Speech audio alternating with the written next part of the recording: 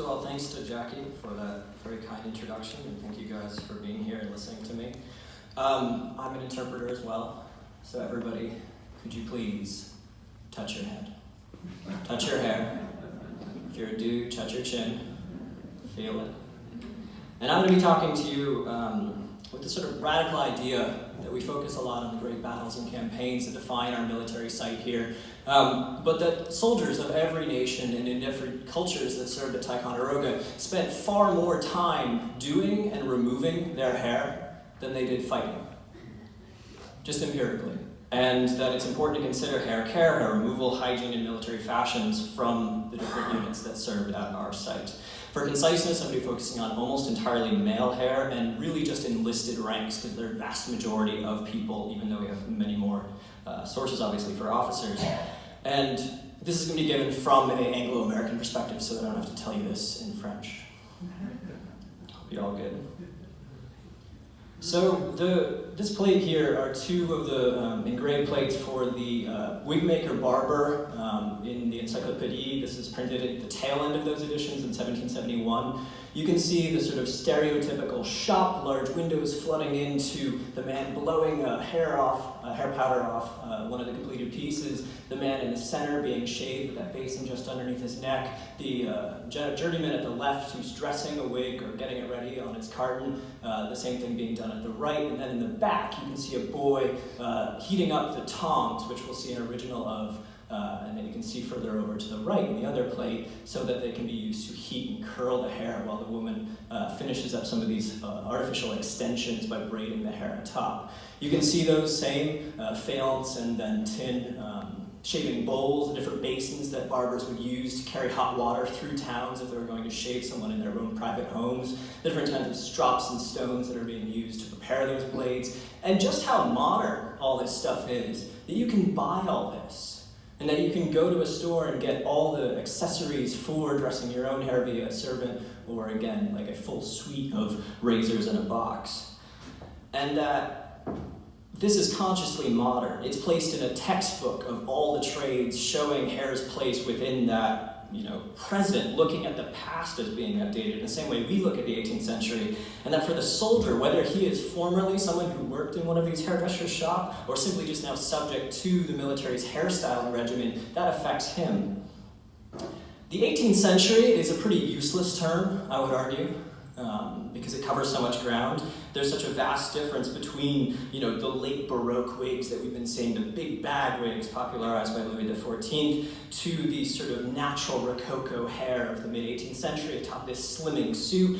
And then when you compare that to what happens at the end of the 18th century with neoclassical hair, everyone wanting to look like a Roman emperor all of a sudden, it's much more useful, I think, to think broadly of enlightenment, something that obviously Jackie touched on. The fact that, it's the battle of grooming and refinement versus savagery and the other.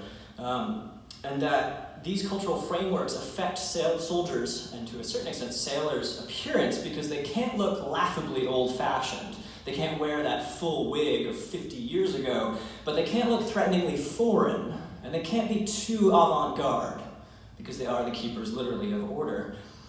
In the mid-18th century also, you see that revolution where you have a fashion industry for the first time, cycles and trades that are advancing beyond just royal courts, and both the democratization, like you can buy all this stuff, but if you use it poorly, you're going to be a bit gauche. And you have new commercial spaces in growing towns like coffee houses or barber shops or theaters that demand an up-to-date groomed appearance where if you are not presentable, you don't want to go out. And that customers can buy things in these shops from fixed retailers, and you see a dominance by the French set for 100 years turn to lighter English rural country styles by the end of the period. All this affects soldiers, because soldiers are reviewed formally by the military in urban parks. And they spend the vast majority of their time, when they're not serving at posts like this for maybe 2 years, in urban city streets and in barracks and towns, and within these places when they're being sent out on errands or off-duty. There's a lot of paradoxes that we have to get over to consider 18th century hair honestly, that wigs today are considered vain, and you try to hide the fact that you're wearing a hairpiece if you do choose to, But even today, very nice wigs are still made out of human hair, even if that is thought of as artificial. You have the same idea in the 18th century as today, that if you shave your head, it's a sort of gateway to illness. You might catch a cold, but if you put too much on your head, it's a block to your systems, and you're somehow going to make yourself sick as well. By the mid-18th century, hair becomes a factor that you can physically control to affect your health and to show that grooming and that health to the outside world. By the mid-18th century, pretty uncomfortable to us today, gender becomes vastly more fixed and way less fluid than in the early modern period. So you can be entirely clean-shaven, have long flowing hair, and still be macho and not sinful at the same time. And long hair is acceptable because it is orderly, it is symmetrical, it is dressed, and it clearly states what kind of group you are belonging to, what kind of social order, sometimes. And yes, there is no plumbing, there's this distrust of hot water, both because it might make you weak and soft and effeminate, but also because literally sometimes there's poop in it. And wiping your hands and removing stubble or hair can be clean rather than sort of immersive turn on a tap, get flushed away that we think of today. Now, serving classes, which include soldiers, I'd argue, they practice that cleanliness, that fashion, in that order because their hair, if they do it right and consistently, is a way to keep and gain the moral respect of their masters, in this case, their officers. By the mid-century, you have the rise of seemingly natural hairdressing, so wigs go away. And this is reflected in probate, newspapers, and servants' advertising in print. And bar, sort of balding men or conservative professionals like lawyers and doctors, wigs, which had been dominant for so long, they fall broadly out of fashion. They're seen as old-fashioned by the 1760s and entirely by the 1770s and 80s. So you'll see those barristers in London today still wearing fossilized wigs, and that's kind of how quirky that looks. By the 1790s and 1800s, the hat replaces the hair entirely as the benchmark of fashion. And military hairstyle, whether it's real or false, is somehow delayed by several decades behind that cycle, I'd argue, because when you become a senior commander in the Army, you've probably spent decades in the service to reach that rank. You also have the expense of completely changing equipment cycle after cycle, and the fact that the military is an inherently conservative institution, just putting it out there in some respects. There's also a transnational flow in fashion, and for military fashion too, shifts in associations of taste and which groups carry what fashions. We see this in the mustache, I'll look at later on, and also in the military wrapped queue, the sort of long Germanic and then other groups' ponytail. And you see the state grow over time, obviously, placing new bounds of control over both society and the individual, but also the soldier. And so you have the death of people literally being told legally what they can wear and not, but you also have the growth of the central government over military nobility and increased actual practical, detailed, written control over soldiers, because soldiers can be given clothes and swords and even the hair of a lesser gentleman in the service of the state. Finally, what sources do we have to deal with this? We have material. We have hair clippings. If you haven't yet, go upstairs to Pieces of 8 because you literally see hair from some of the famous figures of our site. We can have a debate whether we should clone Benedict Arnold. But you also have archaeology. On this table, we've got a number of excavated razors from our site and a hair tong. You have print, from military bureaucracy to toiletry receipts, and then you have all sorts of visual sources which are useful in their own right. But even the absence, I would argue, of hair is useful. When it is not there, when it is removed, when it is wiped away or flushed down a sink, or even when there are pomatum stains that have grease discolored and then eaten away into the backs of antique uniforms that you'll often see in leading collections. That is the absence, but the inclusion of hair. If we look at this image of an engraving that's supposedly done after Champlain's original drawing of his battle here, potentially at Ticonderoga, we see native peoples, somewhat unreliably shown because of artistic conventions, but they are sort of muscled and buff and very naked and very hairless. And then we have the warrior of Henry IV, Champlain himself, and just behind the butt of his matchlock, you can see the engraver has added 3 score marks to show this guy's full beard, an imitator of his royal sponsor. And this image, I think, is somewhat trustworthy because after that original drawing by the guy actually firing the musket, but it shows the very stark contrast in the early written history of our site between Barbu, the bearded French soldier and sailor following these court fashions for facial hair, and native peoples who completely pluck their bodies, even their eyebrows and eyelashes, to facilitate the painting that they do culturally and to display their marks or tattoos later on. When we get this in their own words via Charles Bonin, who traveled in New France and fought from 1751 to 61, he says that savage peoples have told him they claim the lack of hair, which they're intentionally plucking, results from the abundance of their blood, which is pure because of their simple diet. And yet it is entirely artificially removed because these groups grow facial hair. Even the old men, he says, sometimes have, some amount of stubble, and they do have these long tails that they braid and wrap with number of things. This next section is going to be pretty brutal if you do have a beard, so I apologize in advance. It's not personal. I will buy you a beer if you do feel very, very threatened by what comes next. Because in 1751, the Encyclopédie for barb or beard states that only Tartars, Turks, Christian monks, Orthodox clerics, unassimilated Jews, and the Chinese wore full facial hair. This token speaks to the fact that in 1705, to modernize the vast kingdom of early modern Russia, Peter the Great, he passed a reform as a czar, forcibly shaving nobles, boyar, and country people. If you didn't want to be forcibly shaved, you had to pay a tax. And this token, or jeton, is what you carried in your pocket if you wanted to enter a city. There was a sliding scale for how much you paid, but you had to pay because Russia was modernizing to meet the fashion needs of the West, among other things. And this token therefore speaks to the fact, too, that Buffon, in his natural history later on in the period, says that, ironically, the Turks shave their heads, but they grow full beards. And most Europeans shave their beards, but allow their hair to grow or use borrowed hair. The savages of America pull their hairs off, but carefully preserve those of the head. Negroes shave their heads in different figures. Now, strangers receive their first impression of us from our dress, but however bulky our dress, it is exceeded by the vanity which it endeavors to cover.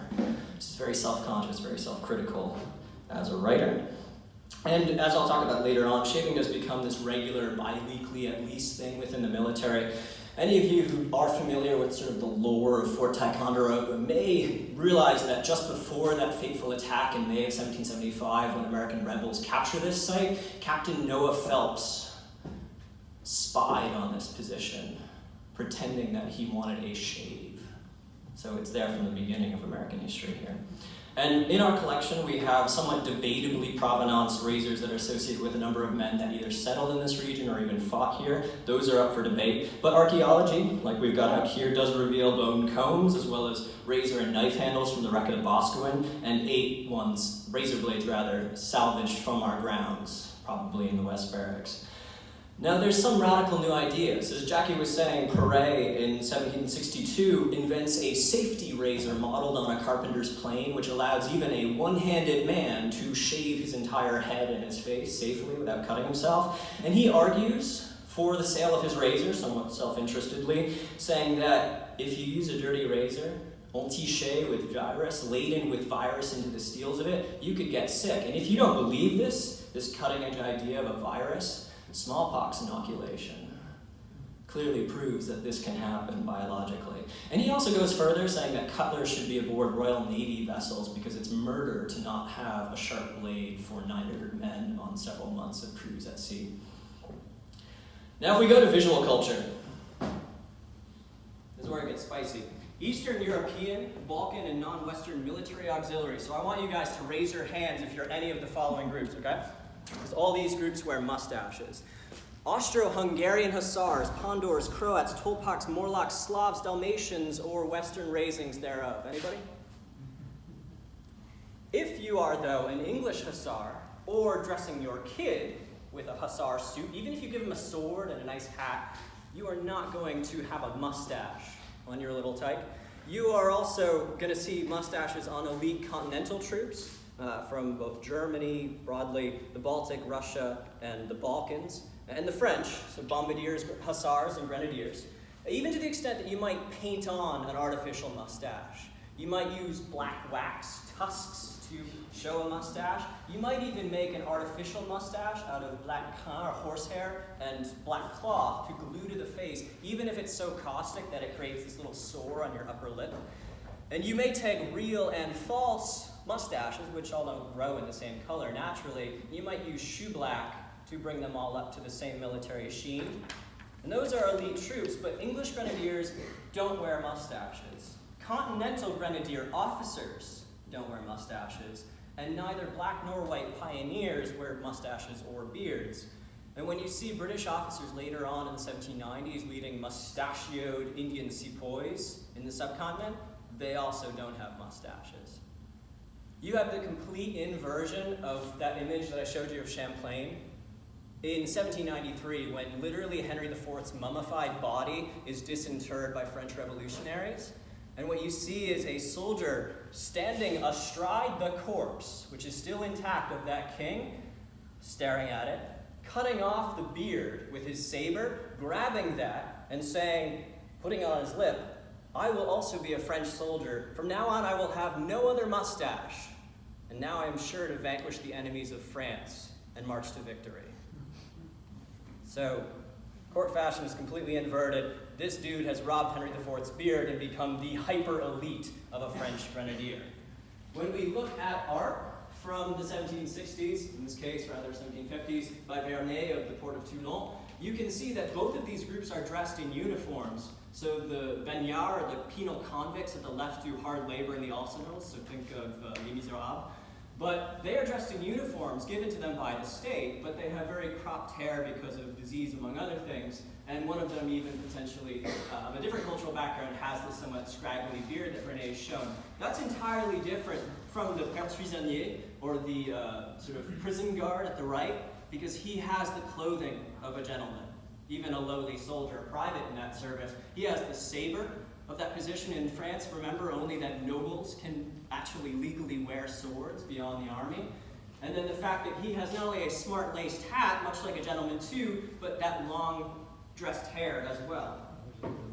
So when we look at beards in the 18th century, like on these convicts, we see that they're the mark of the indigent, beggars, the mentally ill, shipwreck survivors, itinerant fiddlers, urban hawkers, savages, Robinson Crusoe, American POWs on the Jersey, and British POW escapees that have to go for 7 weeks back to New York City through broken country. We see them on Ashkenazi Jews, on Catholic friars, and in weird groups in Germany and sort of the Pennsylvania German areas like the Dumplers. We have unfashionable seniors, the English rural poor, poachers, grandfathers, drunks, gravediggers, Highland patriarchs, and old soldiers. You want to get really weird with the 18th century beard? Let's do it. You can be a dwarf, a poet, a philosopher, a failed printer, a Jacobin revolutionary, or you can be a London-based quack dentist who displays his dead wife's body in a glass-top coffin in his window shop, rides a purple-spotted pony around Hyde Park, and wears a full beard as well. It's interesting that his second wife demands that he remove his first wife's mummified body from his shop window, but not to shave. Just putting that out there. You can be Joseph Palmer, who's a transcendentalist communard from Massachusetts who advocates for prison reform and abolition. He is assaulted in Springfield, Massachusetts in 1830 for wearing a beard, and he is jailed because of that assault. His tombstone, though, because he reaches the end of his life and beards come back, says, "Persecuted for wearing the beard." You can be Lorenzo Dow, who was an eccentric itinerant evangelical Methodist preacher active in Ireland, England, and America, who preached to over 10,000 people in open-air assemblies and wore a beard as well. You can be William Scott, a Boston ladies shoemaker who literally made children cry in the streets with his oiled beard, but then he went to the New Hampshire Gazette and argued in print that it was based on biblical precedent and that ladies liked it. Up for debate. You can be Benjamin Lay, a 4-foot hunchback Quaker humanitarian vegetarian pamphleteer against the slavery, against death penalty, prisons, and the money elite, who lived in a cave, grew his own food, and spun his own clothing. If you do all that, you can wear a full beard. You can be a foreigner too, Norwegian peasants, Italian sailors and farmers, German peasants, Scandinavian peasants, French dog barbers, or a Turk or Mahometan. But Then you might have to be like Claude Alexandre de Bonneval, who's a French army officer who is quite literally the Cat Stevens of his era because he becomes an expatriate Austrian general. He's twice condemned to death and then converts to Islam, changes his name entirely and becomes an Ottoman general and the governor of Chios, complete with a full beard. Just putting that out there. But if you are dressing in another group's costume because you're a diplomat, like for instance the Comte de Vergennes, who's shown in full Ottoman robes because he's a representative to the Sultan, he doesn't wear a mustache. If you look at Rousseau, who criticizes French consumption and extravagance by wearing Armenian clothes as this 1760s hipster, he does not wear an Armenian mustache. If you look at Ben Franklin, we think rustic Ben Franklin charming the French with his simple American appearance. He does not wear a beard to show just how rustic he is, because that would be beyond the pale. And when you get British officers in portraiture like John Foote who do wear native-style dress, they don't include gems and they don't include beards, because again, that is not their culture. If anyone wants to tell me about Jesuits in China, I wasn't able to dip into that. There is hope though, because by the 1770s into the 80s and 90s, there is a trend for a runner. So this small length of growth going down, and that's regulated in the military by the 42nd Foot in 1783. No full-haired face will be passed, top lips to be shaved and all. The runners will be overlooked. When we look a little bit later, in 1793, to the 29th Foot, a regiment that actually served here a few decades before, the hair was cut short on the toupee and at the sides. The hair, when undressed on the sides, should come down to just cover half the ear, and no hair to be on the cheek lower than the point of the ear. This is something that is actually regulated at Gibraltar by the Duke of Kent, putting strings around men's ears and putting them in the line with their mouth and then trimming accordingly, these runners. We'll see that on a portrait of General Enoch Kapoor a little bit later on. Now, as was said, what a beard means in the 18th century in a runaway ad versus today is entirely different. 3 days or even more of stubble is completely acceptable if you're not a professional who can pay to do this all the time. But just that many people often grossly misinterpret references to beards because they don't include the entire context. Everybody familiar with Robert Rogers and his Rangers? So when they're described in 1763 about their landing in Louisbourg just 5 years before, John Knox talks about the Rangers, Highlanders, and light infantry being termed by the French the English savages, because they do have, well smutted on the part of their faces with some whiskers, some not, and they have little round hats like several of our seamen. But he says that the Rangers are a battery of irregulars who have a more cutthroat, savage appearance, which carries something in it of the natural savages, the Indians. And that this is not particularly glamorous. This is not macho outdoor woodsman letting it grow because he should. This is a scummy and somewhat provincial part of the army, forced to this by necessity of their rigorous service. If you want an American example from 1776, thinking of the Moor, when Charles Wilson encounters his brother James on the banks of the Delaware at the late end of December 1776, he physically cannot recognize his brother because his beard is long, he's dressed in an old dirty blanket jacket, and his beard is only long because his face is so full of sores he could not clean it, which disfigured him in such a manner that, again, his own brother could not recognize his sibling. So that is what a beard means in the 18th century if you take it to the social or the practical extremes. Again, sorry to anyone with facial hair in this room. There's also a pretty clear link, which I think is a little bit worth exploring, between gender and shaving. At the left, we have a 18th century engraving printed later on of a folk tale included in French fables with this devil being frightened away by this virtuous maid who exposes her loins and scares him off. And it goes to the extent that hair gets tied up a lot with misogyny, where fashion and hairstyling get cast by the mid-18th century as a frivolous female pursuit. You have the macaroni, the dandy, or the French hairdresser becoming this sort of effeminate, unmanly, flamboyant figure because they might seduce your wife, or your daughter, or even your son. And you have this even slur that Jackie mentioned, but she didn't quote it in full. Everyone familiar with the village bicycle? 1788, Frances Gross records the saying, the barber's chair. She is as common as a barber's chair in which a whole parish sits to be trimmed, said of a prostitute. The interesting thing about prostitutes is that they're one of the few groups that can actually be paid money, obviously for stuff, but also to show their bodies to artists. So when you have this engraving at the right, which is satire on this strapping young officer who's paying lip service to charity with this wounded naval veteran, but still going into the brothel, we have court cases from the late 18th century about the mistreatment of sex workers who were strung up physically to hold a pose for about 8 hours in one case. And they were being sketched by male artists who could sketch male porters without stigma, but only sex workers could be hired to show their bodies. So what we get as far as the naked female form in art shows completely hairless bodies. And I would caution you that that might not be entirely accurate, only to say that if you cannot understand the stigma of having to shave continually and repeatedly in the 18th century as a man, just ask a woman. Putting it out there. Getting on to the military, we have the French initially on our site. This earlier 1720s image shows recruits in a painting after Watteau who are rejoining their regiment after being enlisted. And they have these full uniforms, their grand haversac, their swords, their guns as well. They're fully equipped, but it speaks to the reality that they're going to have to take months, if not years, to grow out their hair, because they haven't yet achieved the look of a full gentleman from, say, their peasant origins or as an urban tradesman.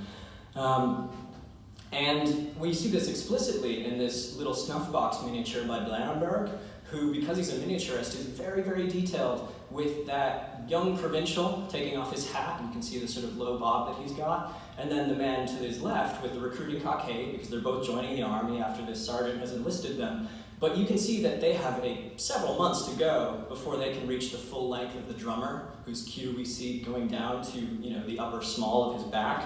And that's what it takes to transform your raw, rural or urban recruit into a true soldier, not just giving them a gun, not just giving them a sword and a nice set of clothes, but to have them groomed like a gentleman would, to shave regularly and to do their hair. By the 1760s, the date of that painting, supposedly based on the uniforms, there are an estimated 1,200 male hairdressers for women alone in Paris. So there's a huge explosion in this trade tying to consumption. The French regulation of hair is not very detailed in writing. It seems to begin after the 1740s with this sort of long wrapped or braided queue, this ponytail going down the back. But hair becomes increasingly consolidated by the monarchy over time as they gain more control over the army. And it can be seen as an expression, literally, because it's physical, of that central power. The cosmetic changes are important in two respects. Number one, they show physically the material reform of the army after the disaster of the French and Indian War. But number two, the action on reformers like Maurice de Saxe to try to physically improve the lot of soldiers' lives. So this is how it happens in action. You can see the soldier at left in the camp of the Royal Roussillon Regiment, this little detail up in the upper right corner, which is actually in our collection, that soldiers are being attentively groomed because they're being issued these supplies for their use. When you see the general state of supplies for the 6 battalions that are sent to North America to reinforce New France in 1755, the list, among other things, includes 400 ribbons for officers to dress their hair in queues at the rate of 10 sous per L, and then 4,000 Ls of ribbons for the hair of the men, which are about a tenth as cheap. Depending on how you convert this, you can end up with either 59.5 inches per man, which might support that long wrapped braid at the right, which is the Garde Française, so it's not one of the regiments sent to New France. Or potentially it's 2 shorter sections that are being used to dress the braided queue of that Lassar Grenadier, a regiment that does actually serve here. And this may be up to the jurisdiction of the colonel, and certainly Lassar is stronger, so I'd go with the braid next summer, and I've got to learn how to do that. Now, the French Navy goes further in not only issuing that, but then we have the source of the Chevalier de la Pose in the Guienne Regiment, because he's a commissary, and he lists for Dieskau, in the case of the army, 400 razors, 100 shaving stones, and then also 3,000 soaps, and then additional combs and soaps for Bigot, the intendant. Now, La Paz further records in July 1755 that he issues a comb to each officer and soldier and valet. And then that fall, in October 1755, he records the issuance of group equipment. So not just individual combs per soldier, but also mess gear. And they're shown along with other tools like axes and picks For each mess or tent of 8 to 10 French soldiers, they should have 5 razors, a sharpening stone, 2 pairs of scissors, and that will allow them to groom as a company on a weekly basis, or bi-weekly.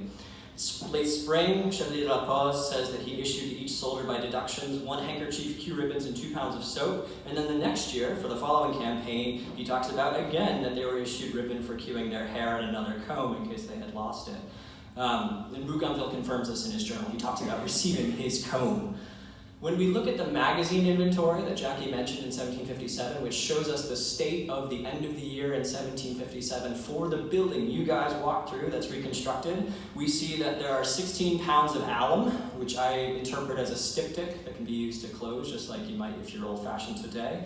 262 boxwood combs are in store, 9 sharpening stones, and 42 partially unusable razors, as well as a large and then smaller cases of soap. Now for native grooming, because of the value in trade goods that Jackie referred to, there are also 404 gunworms, which not only clean your firelock, but can be used to pinch off facial hair and also body hair by natives.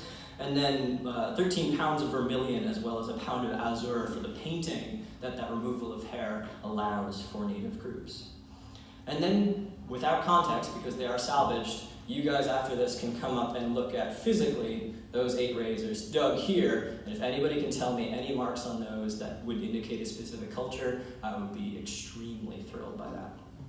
We know again from Machaut that there were incoming combs, curling tongs, shaving basins, and razors despite the blockade that was levied on New France with that ship being sunk as part of it. And we look at the broader visual culture from artists just a little bit before and then a little bit after these specific groups. What we see is the hair worn fashionably long by the French army, braided or wrapped in a long queue that goes down to just about the small of the back, really at length. And then what's going on the sides, I have never seen in high enough resolution or referred to in writing. It might be frizzed, it might be buckled as we think conventionally, but that might depend entirely on the regiment, the context, and the management. So we need text to clear that up. If we jump ahead, grenadiers, remember I mentioned that mustache? This is a visible distinction for only elite troops. Even when it's false, this shows that they are elite men, a 1/9 of the company in total, the strongest, the fittest, the most experienced typically that are chosen for this special corps. And where does the Grenadiers' mustache that we can see so clearly in this detailed painting of the Royal Roussillon Regiment come from? It's potentially this fossilized 17th century fashion, you could argue, because we know that French grenadiers are first formed in 1667 under Louis XIV, and the first image we have of a grenadier doesn't have any of the equipment, the cap, the sword. He's dressed like a normal soldier, but he does have a mustache in the Travaux de Mars. When English grenadiers get formed in May 1677 for the Guards regiments, and then a year later for the 8 senior British regiments, they don't have mustaches. So why do French grenadiers have mustaches? Again, potentially it's a link to Ottoman janissaries, even at the Siege of Vienna in 1683, because you'll note that they also carry curved sabers, saber grenadier, which have this bent to it. In English we refer to as a hanger. And so that looks a lot like an Ottoman warrior. And even, John Evelyn, when he sees grenadiers for the first time on review in London in the 1670s, he thinks that they look like a mix between a janissary and a fool because of the somewhat dunce cap appearance. But they might be linked to hussars too, because Eastern European light cavalry start to be raised in France with the Bercheny Hussars in 1692. So maybe there's some overlap there. What I can definitively say to you is that by 1759, the French army reforms the appearance of grenadiers and adds this foreign bearskin cap that we think of them as linked to today. But that does not reach New France, as far as we can tell. They already had adopted fusées and replaced their halberds, which is something that the army did, again, institutionally in 1759. But in New France, as far as evidence proves, whether you're looking at Royal Roussillon to the left or Béarn, which also served at Ticonderoga, the only mark of a grenadier is going to be his sword and his stash. I think that's cool. When we look at French valets, we see that when the expedition embarks in 1755, there are 200 valets or servants that embark along with 3,000 troops. and only 21 women officially. So there's this sharp imbalance between the military men, the 250 men that will serve some of their officer corps, and the 21 followers who are following male troops as almost a second society. Now, Valet's dress is pretty clearly shown with this mounted and dismounted servant in that Royal Roussillon portrait. They're belonging to the officer that I've so rudely cropped out at right. And just like he's, holding his dogs on a leash, he has them on retainer through his payment, and he's dressed them in this faux military livery, much like a soldier would wear, but the colors reflect his household and his estate and his nobility rather than the army. And so it's up to him to regulate their hair and probably dress them in a military style so they don't look too outlandish, like these small queues and these laced hats, much like soldiers are going to wear. But when you see that, it contrasts very starkly with body slaves. And at the right, you see an officer of the East Indies Company in the service of the French Navy in the same time period, 1750, who owns a human who's legally defined by his skin color. And because of the challenges of grooming genetically Afro hair to a white style and the fact that it can't be worked to the same degree into a Western fashion, they're typically putting sort of faux Moorish turbans on body servants and enslaved people of greater rank. And this military livery, again, reflects that bondage just as much as the physical collar does. So a very clear, almost sort of exaggerated appearance for black slaves versus white servants. And I would be really interested how the 10 non-combatant soldiers of Afro-French descent, probably from the Antilles, that were serving with the Regiment La Reine in 1760, were dressed. Was it like soldiers? Was it like this? How were the enslaved black provincials that were captured at Fort William Henry in 1757, how were they dressed? And furthermore, how was their hair dressed or not? If we move to the French Navy, we don't have that many visual sources compared to the English because of differences in publishing law, but when you do get masterful encyclopedias like this text from 1772 with the second edition, you can see a scene cropped from the unloading of a North Sea fishing vessel, either at Yarmouth or another port near there.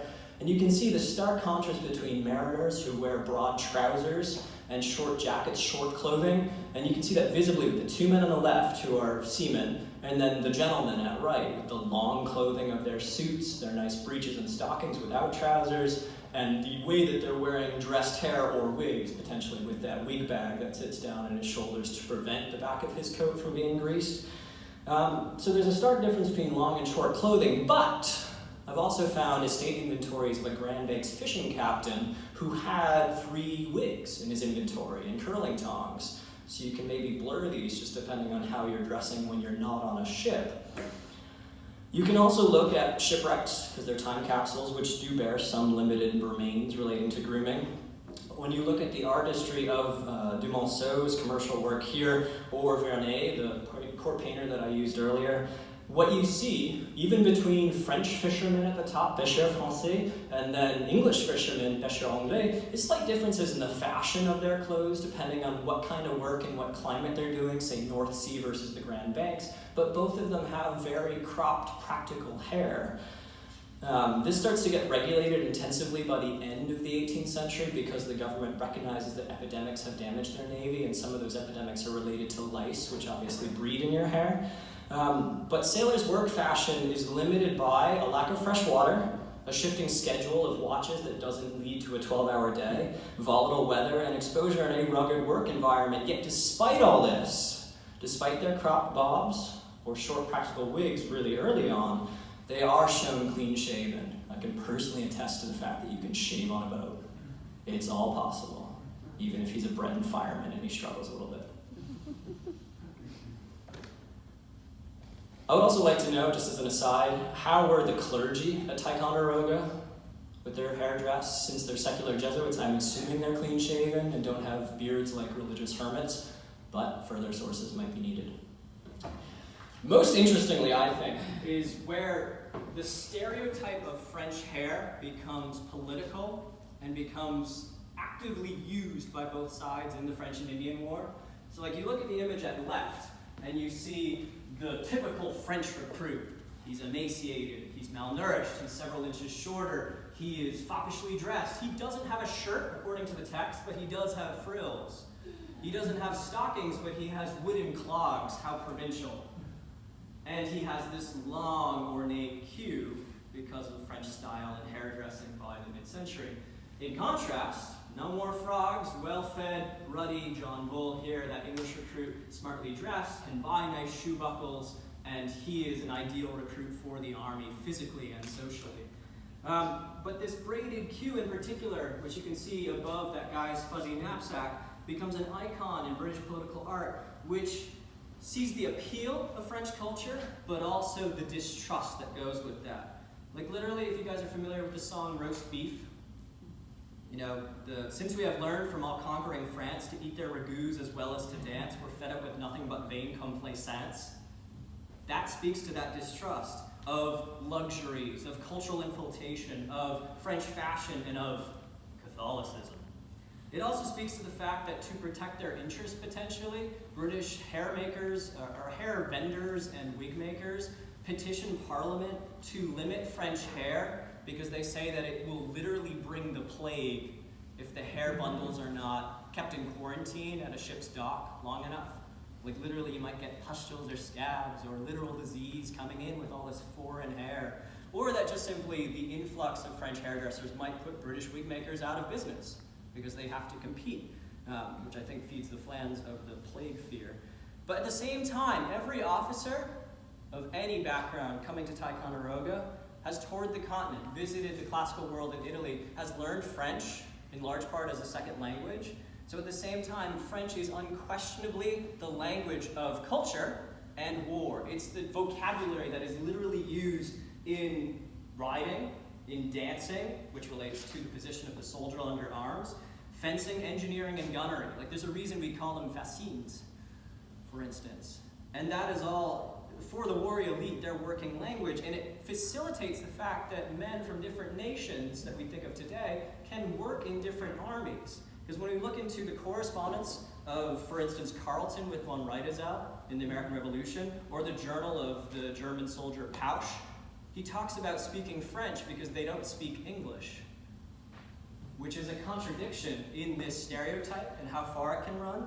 It's also a stereotype that's absorbed literally by the British rank and file. Have you guys heard of the song Hot Stuff, 1759? So it's purportedly written by Grenadier Sergeant Ned Botwood of the 47th Regiment just before he's killed at Montmorency Falls that July. And he talks about, with powder in his periwig and snuff in his nose, Monsieur will come down, our descent to oppose, and the Indians will come, but the light infantry will soon oblige them to take to the tree.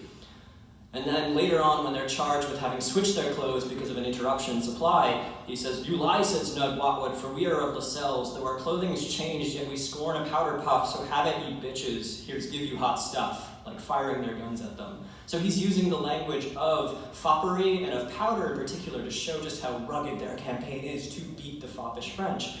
And this was further acknowledged by the French. Because we have this poor peasant in 1760 who is forced under pain of his house being burnt down to approach an English party of soldiers to deliver a letter from the French at Point Levis, who tells them, from the French soldiers, writing down that if we wanted to have our hair dressed and would honor them with our company, upon their ground they had a chosen corps of expert frizzlers, alluding to their barbarians at our service.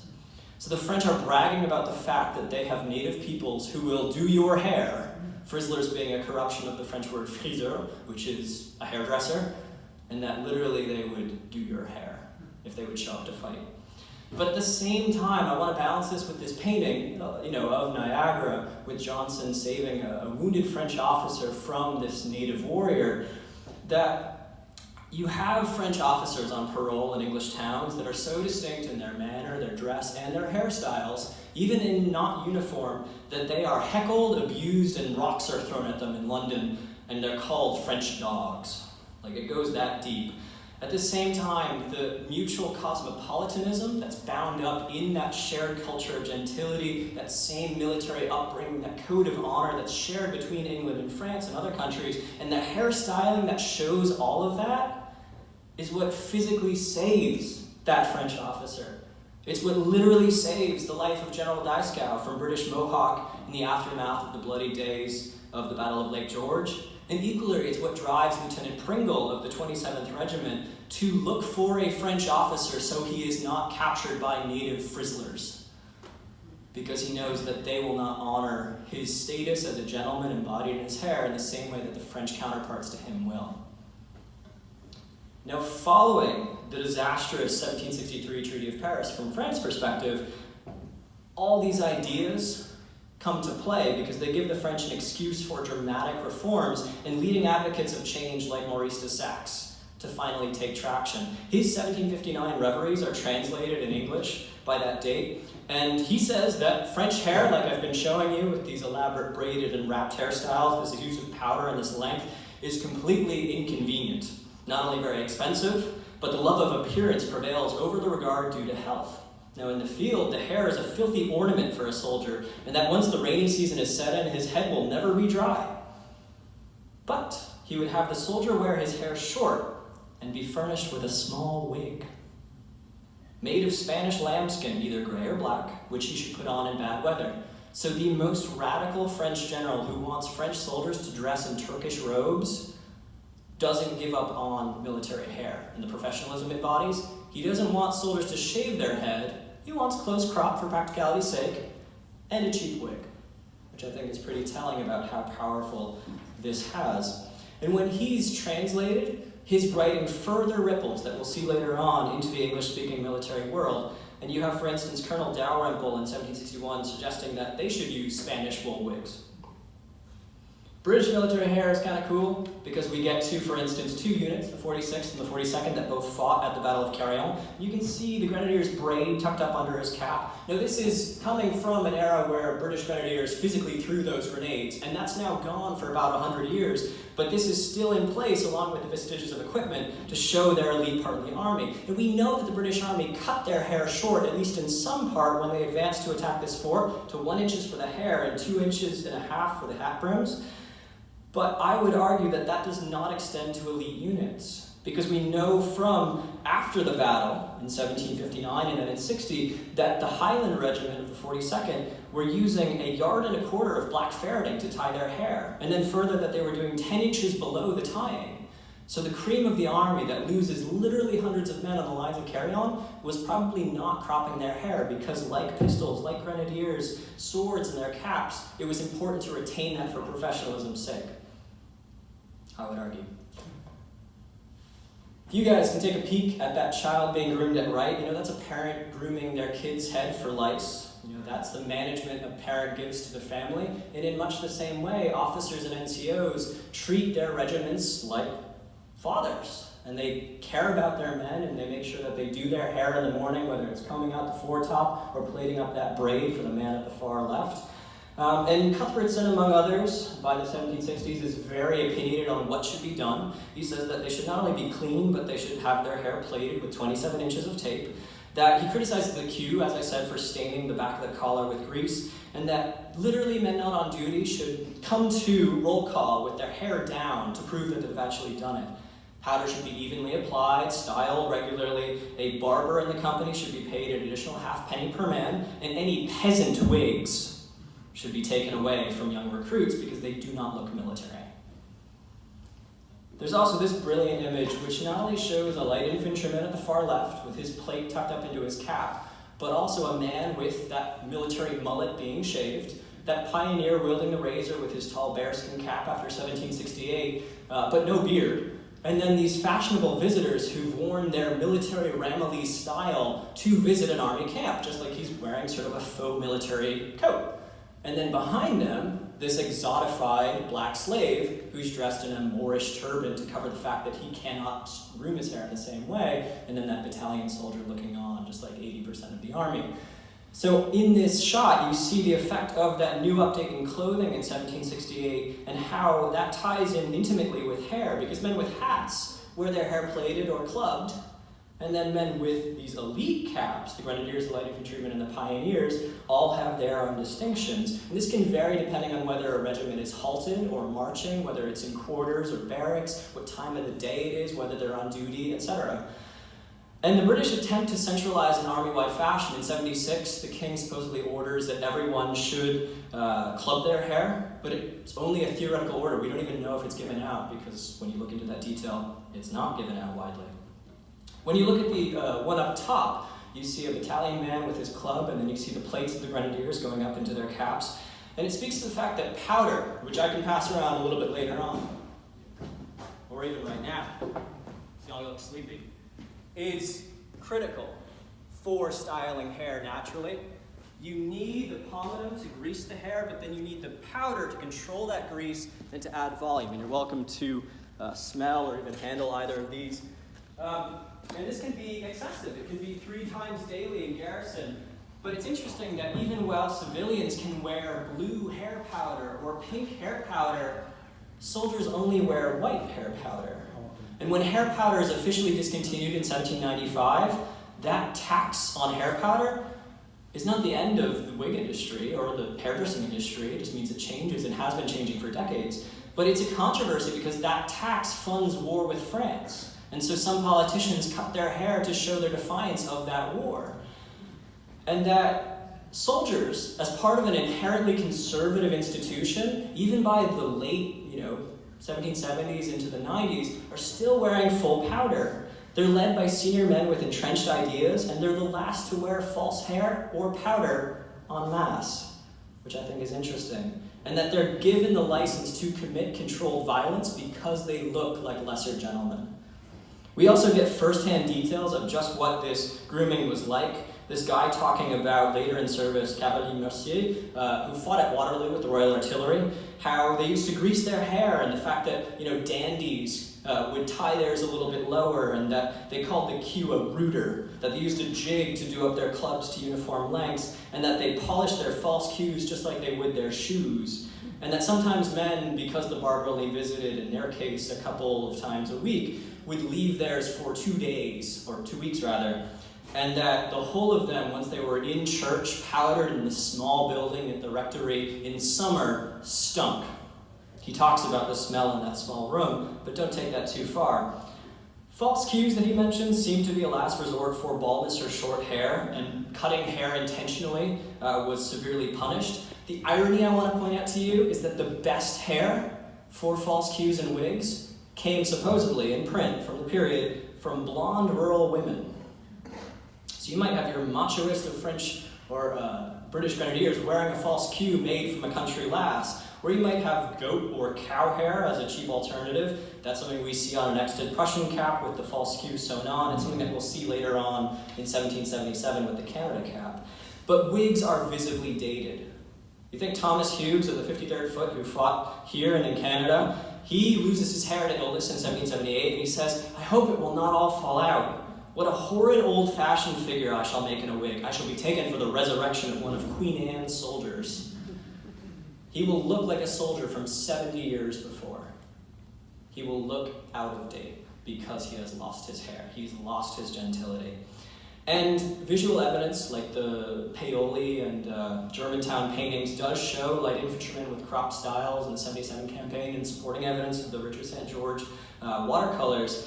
But that, I would argue, does not extend to battalion troops. Because when John Rees so affectionately forwarded the orderly book of the 40th Regiment and transcribed that, the battalion men are still being given tape, which is to be purchased at Amboy, to dress their hair.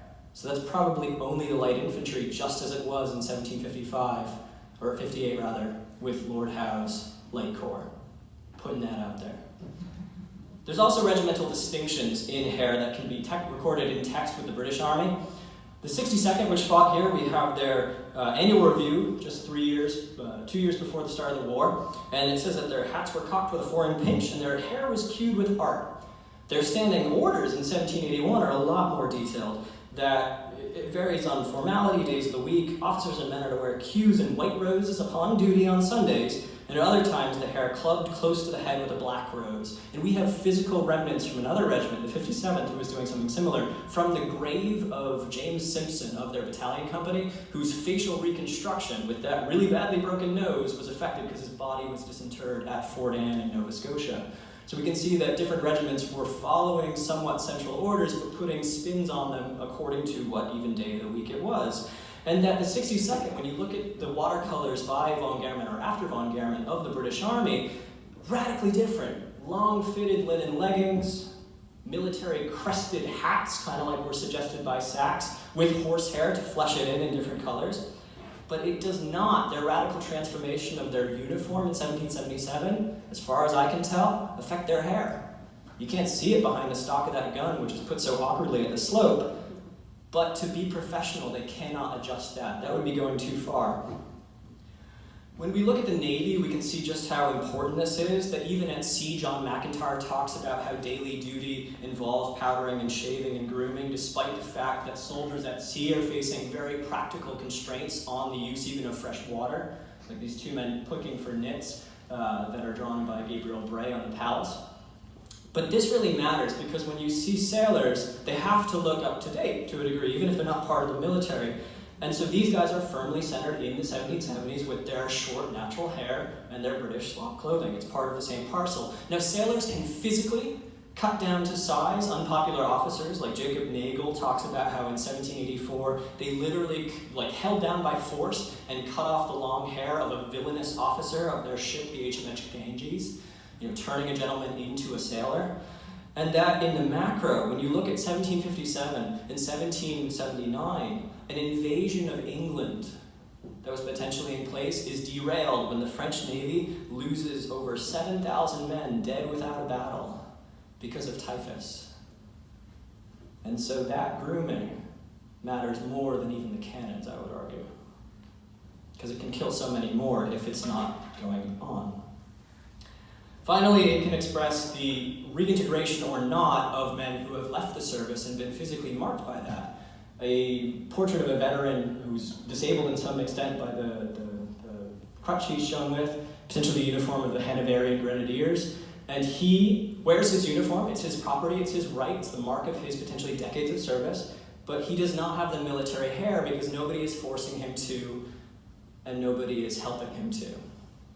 On the right, you see the same thing with this somewhat haggard naval veteran who has lost his leg, his peg leg. He's leading a donkey on the frozen Thames River, and he's wearing tattered clothing from potentially naval service, but a very haggard face because no mousses frattées or company barbers are doing that for him on a bi-weekly basis. Finally, if we can look at the Germans and then the Americans, German troops are under Prussian military fashion broadly. They have these small grooming accessories in their equipment. They have company friseurs, and their officers expect them to hold to that professional standard. We know that when natives saw, for instance, grenadiers make those mustaches, they were fascinated that they thought they were merely put on for ornament, which in a case they are. But at the same time as Americans might mock in, say, the Pennsylvania Papers, these stiff or rigid or cumbersome German drill and military appearance, like stocks buttoned so tight as to affect respiration, false calves, and false cues.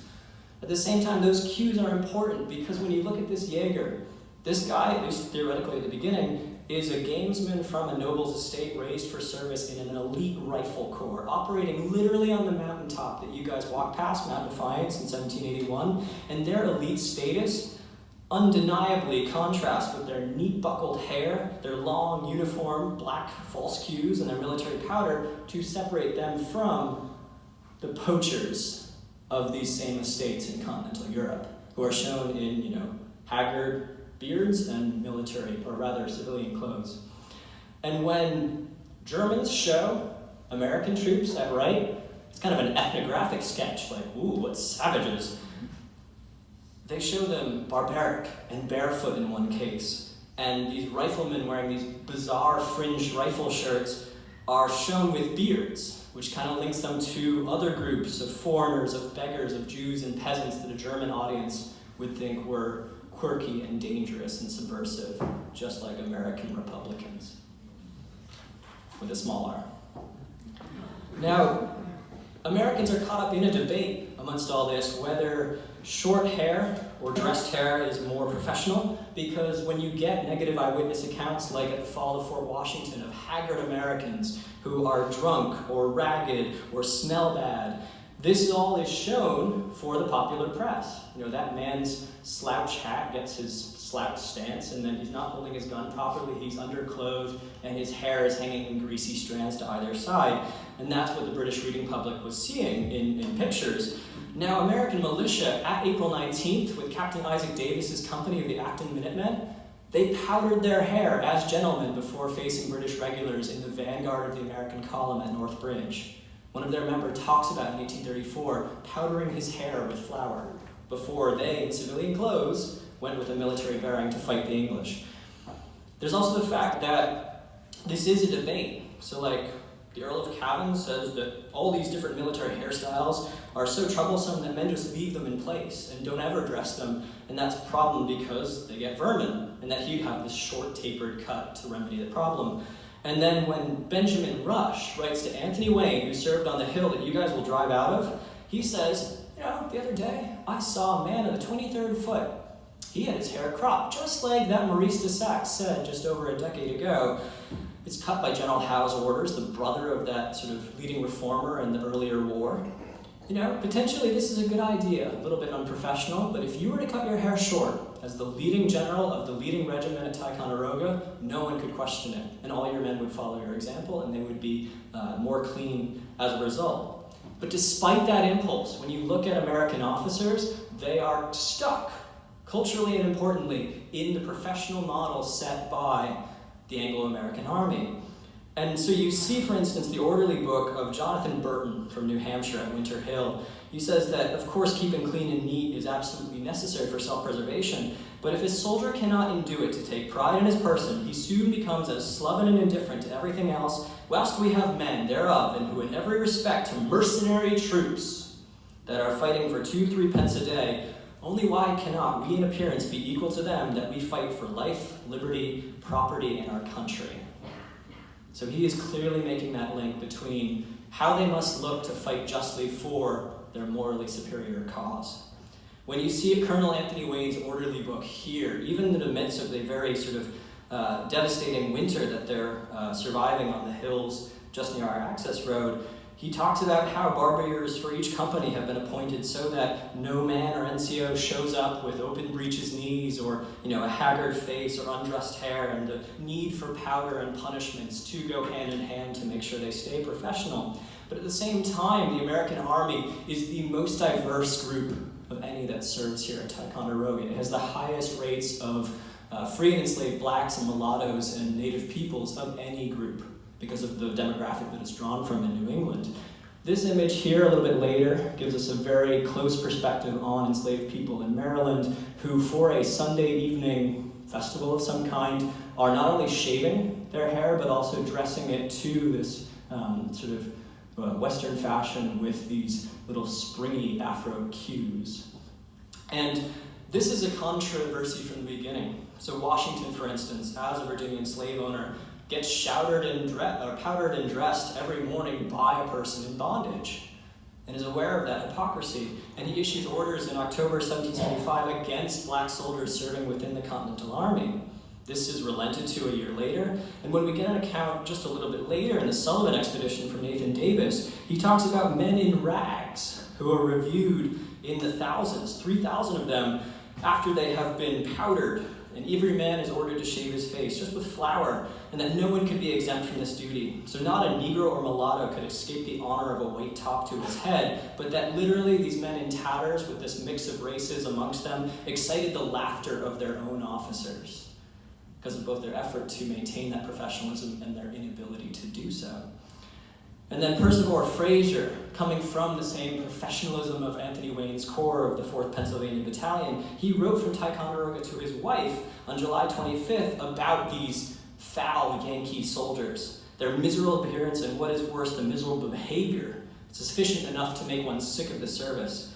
They are no means fit to endure hardships. They have the strangest mixture of Negroes, Indians, and whites with old men and children, together with a nasty, lousy appearance. Makes them a most shocking spectacle. No man was ever more disappointed than I have been in to respect them.